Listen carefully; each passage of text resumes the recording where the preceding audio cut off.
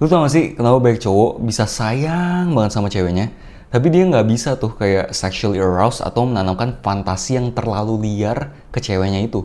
Gara-gara dia ngeliat ceweknya itu terlalu suci untuk hal-hal seksual yang rendahan itu. Tapi di sisi lain, cowok itu bisa ngeliat cewek lain itu sexually arousing banget, tapi dia nggak bisa respect sama tuh cewek. Dan dia akan selalu melihat cewek yang sexually arousing itu rendahan.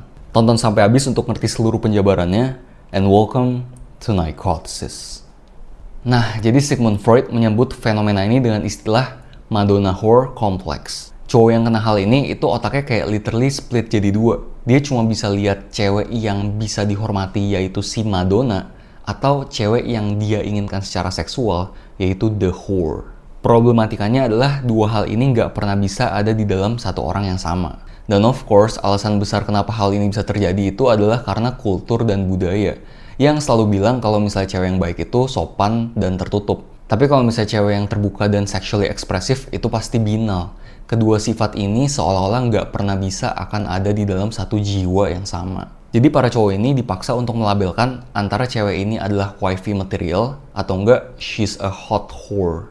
Dan cewek pun juga tumbuh dari kecil dengan dilema antara dia pengen di respect dan dihormatin atau enggak dia pengen sexually ekspresif dan sexually arousing. Tapi nggak bisa dua-duanya. Dan ini juga berhubungan sama teori Carl Jung tentang shadow dan anima. Cowok-cowok ini tumbuh di society yang bilang bahwa segala hal yang berbau seksual itu adalah hal yang negatif. Dan karena dipendam terus, akhirnya masuk ke dalam shadow atau sisi gelap yang nggak pernah mereka pengen akuin. Dan terjadilah Madonna Whore Complex ini. Dan cewek pun juga banyak yang melakukan hal yang sama. Gara-gara dibilang dari kecil bahwa segala hal yang berbau seksual itu adalah hal yang negatif.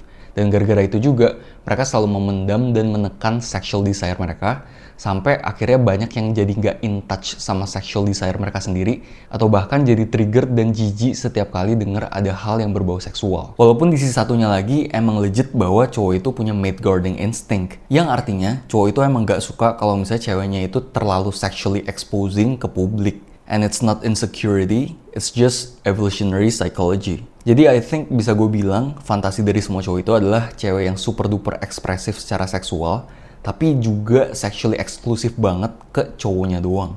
Atau integration dari Madonna dan whore at the same time. Tapi gimana menurut kalian tentang semua ini? Coba komen di bawah. Nah, kalau lu gak follow gue sekarang, mungkin lu gak akan lihat gue lagi.